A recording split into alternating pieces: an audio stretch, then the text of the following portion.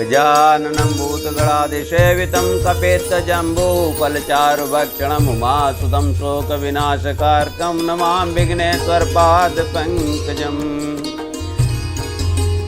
गोस्वामी तुलसीदास द्वारा स्वरचित श्री रामचरितमानस का पाठ अर्थ सहित प्रारंभ से वर्णन किया जा रहा है, जिसे सुनने मात्र से ही पूर्ण फल की प्राप्ति होती है। श्री गणेशाय नमः। श्री जानकी वल्लभ जयते श्री रामचरितमानस प्रथम सोपान बालकांड प्रारंभ। वर्णानाम अर्थसंज्ञानाम रसानामपि छन्दमसामपि मंगलानाम चाकर्तारो वंदे वाणी विनायको। अक्षसो अर्थ समूह रसों छंदों और मंगलों की करने वाली सरस्वती जी और गणेश जी की मैं वंदना करता हूँ। भवानी शंकरो वंदे श्रद्धा विश्वास रूपिणम याभ्याम विना न पश्यन्ति सिद्धा स्वांता समीश्वरम। श्रद्धा और विश्वास के स्वरूप श्री पार्वती जी और शंकर जी की मैं वंदना करता हूँ, जिनके बिना सिद्धजन अपने अंतःकरण में स्थित ईश्वर को नहीं देख सकते हैं। वंदे बोधमयम नित्यम गुरुम शंकर रूपिणम यमाश्रितो हि वक्रो अपि चंद्रा सर्वत्र वंदते। ज्ञानमय नित्य शंकर रूपी गुरु जी की मैं वंदना करता हूँ, जिनके आश्रित होने से ही टेढ़ा चंद्रमा भी सर्वत्र वंदित होता है। सीताराम गुण ग्राम पूर्णारण बिहारो वंदे विशुद्ध विज्ञानो कवीश्वर कपीश्वरो। श्री सीताराम जी के गुण समूह रूपी पवित्र मन में विहार करने वाले विशुद्ध विज्ञान संपन्न कवीश्वर श्री वाल्मीकि जी और कपीश्वर श्री हनुमान जी की मैं वंदना करता हूँ। उद्भव स्थित संहार कारणीं क्लेशहारिणीं सर्वश्रेष्ठीं सीतां नतोऽहं राम बलवाम। उत्पत्ति स्थिति पालन और संहार करने वाले क्लेशों को हरने वाली तथा संपूर्ण कल्याण करने वाली श्री रामचंद्र जी की प्रथमा श्री सीता जी को मैं नमस्कार करता हूँ। यन्मायासवर्ति वैश्वं वकिलं ब्रह्मादिदेवासुरा यत् सत्त्वादिमृकयुवाति सकलं रज्जो यथा हेर्ब्रह्मा यत् पादपल्लवमेकमेव हि भवान् बोधिस्थितिस्थितिर्षावतां वन्दे अहं तं शेषकारणं रामाख्यमीशं हरिं। जिनकी माया के वशीभूत संपूर्ण विश्व ब्रह्मादि देवता और असुर जिन हैं, जिनकी सत्ता से रस्सी में सर्व के भ्रम की भांति ये सारा दृश्य जगत सत्य के प्रतीत होता है, और जिनके केवल चरण ही भव सागर से तरने के इच्छा वालों के लिए एकमात्र नौका है। उन समस्त कारणों से पर सब कारणों और कारण तथा सबसे श्रेष्ठ राम कहनाने वाले भगवान हरि की मैं वंदना करता हूँ।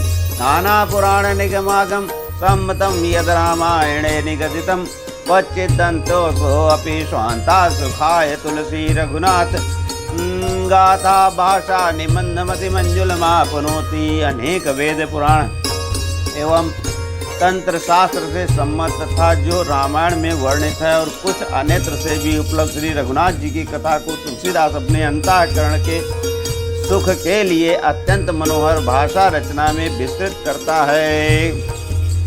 जो सुमिरत सिद्धि होय गण नायक करिवर बदन करहु अनुग्रास होय बुद्धि राशि शुभ गुण सदन। जिन्हें स्मरण करने से ये कार्य सिद्ध होते हैं, जो गणों के स्वामी और सुंदर हाथी के मुख वाले हैं, वे ही बुद्धि के राशि और शुभ गुणों के धाम श्री गणेश जी मुझ पर कृपा करें। मूक होय बाचाल पंगु चढ़े गिरवर गहन और जास कृपा से दयाल द्रवो सकल कलिमल हरण। जिनकी कृपा से गूंगा बहुत सुंदर बोलने वाला हो जाता है, लंगड़ा लूला दुर्गम प्रभाड़ चढ़ जाता है। वे ये कलयुग के सब पापों को जला डालने वाले दयालु भगवान मुझ पर द्रवित हों। नील सरोवर श्याम तरुण अरुण वार जनन करौ तुम मम उर्धाम सदा क्षीर सागर सेन। जो नील कमल के समान श्याम वर्ण है, पूर्ण खिले हुए लाल कमल के समान जिनके नेत्र हैं, और जो सदा श्री क्षीर सागर में शयन करते हैं, वे भगवान नारायण मेरे हृदय में निवास करें।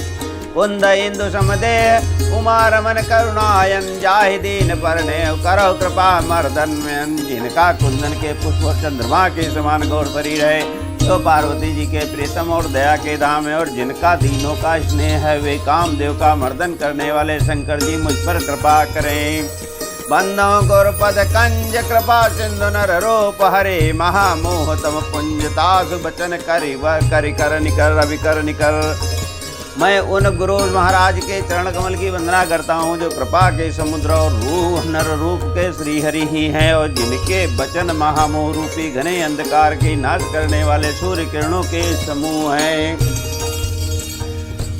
बंदो गुरु पद पद्म परागा सूरज सुवास सरस अनुरागा मी मोर में चूरन चारो समन सकल भव निज परिवारो। मैं गुरु महाराज के चरण कमलों की रज की वंदना करता हूँ जो सूरज सुगंध तथा अनुराग रूपी रस से पूर्ण है। वो अमर मूल संजीवनी जड़ी का सुंदर चूर्ण है जो संपूर्ण भव रोगों के परिवार को नाश करने वाला है। सुकृति संबोतन विमल विभूते मंजुल मंगल मोद प्रसूते जनमन मंजो मुकुर मल हरणी किए तिलक गुण गण बश करनी। वो रज सुकृति रूपी शिव जी के शरीर पर सुशोभित निर्मल विभूति हैं और सुंदर कल्याण और आनंद की जननी है। भक्त के मन रूपी सुंदर दर्पण के मैल को दूर करने वाली और तिलक करने से गुणों के समूह को वश में करने वाली हैं। श्री गुरु पद नकम निगन ज्योति सुमिरत देव दृष्टि ही होती दलन मोह तम सोस प्रकाशु बड़े भाग उरया वहीं जासु। श्री गुरु महाराज जी के चरणकों की ज्योति मणियों के प्रकाश के समान है जिसके स्मरण करते ही हृदय में दिव्य दृष्टि प्राण उत्पन्न होती है। वो प्रकाश अज्ञान रूपी अंधकार का नाश करने वाला है। वो जिनके हृदय में आ जाता है उनके बड़े भाग्य हैं। सुघर हैं विमल विगोचन ही के मिटहि दोष दुख भव रजनी के सो जहि रामचरित मनि मानिक गुप्त प्रकट जहाँ सो जहि खानिक। उनके हृदय में आते ही हृदय के निर्मल नेत्र खुल जाते हैं और संसार रूपी रात्रि के दोष दुख मिट जाते हैं। एवं श्री रामचरित्र रूपी मणि और माणिक गुप्त और प्रकट जहाँ जो जिस खान में हैं सब वही दिखाई देने पड़ने लगते हैं। यथा जो सुअंजनी अंजद्रग साधक सिद्ध सुजान कौतुक देखत शैल बन भूतल भूरि निदान। जैसे सिद्ध जन को नेत्रों में लगाकर साधक सिद्ध और सुजान पर्वतों और वनों और पृथ्वी के अंदर कौतुक से ही बहुत सी खाने देखते हैं। गुरुपद रज प्रभु मंजुल यंजन नयन अमीय द्रग दोष विभंजन तही कर विमल विवेक विलोचन बरनौ रामचरित भव मोचन। श्री गुरु महाराज जी के चरणों की रज कोमल और सुंदर नयन मृतांजन है जो नेत्रों के दोष का नाश करने वाले हैं। उस अंजन से विवेक रूपी नेत्रों को निर्मल करके मैं संसार रूपी बंधन से छुड़ाने वाला श्री रामचरित का वर्णन करता हूँ। बंदो प्रथम महेश्वर चरणा मोह जनित संशय सब हरना सुजन समाज सकल गुल खानी करो प्रणाम सप्रेम सुवानी। पहले पृथ्वी के देवता ब्राह्मणों के चरणों की वंदना करता हूँ जो अज्ञान से उत्पन्न सब संदेशों को हरने वाले फिर सब गुणों की खान संत समाज को प्रेम सही सुंदर वाणी से प्रणाम करता हूँ। साधु चरित शुभ चरित कपासु निरस विशद गुण मैं फल जासु जो सह दुख पर देश द्रजुरावा बंदनीय जय जग जस पावा। संतोष का चरित्र कपास के चरित्र के समान शुभ है जिसका फल नीरस विशद और गुणमय है। कपास की डोरी नीरस होती है, संत चरित्र में विषय शक्ति नहीं है इससे वो भी नीरस है। कपास उज्जवल होता है, संत का हृदय भी अज्ञान और पाप रूपी अंधकार से रहित होता है इसलिए वह विशद है और कपास में गुण होते हैं। इसी प्रकार संत का चरित्र भी सद्गुणों का भंडार होता है इसलिए वह गुणमय है। जैसे कपास का धागा सुई के किए हुए छेद को अपना तन देकर ढक देता है अथवा कपास जैसे लोढ़े जाने काते जाने और बुने जाने का कष्ट सहकर भी वस्त्र के रूप में परिणित होकर दूसरों के गोपनीय स्थानों को ढकता है, उसी प्रकार संत स्वयं दुख सहकर दूसरों के छिद्रों को ढकता है जिसके कारण उसने जगत में वंदनीय यश प्राप्त किया है।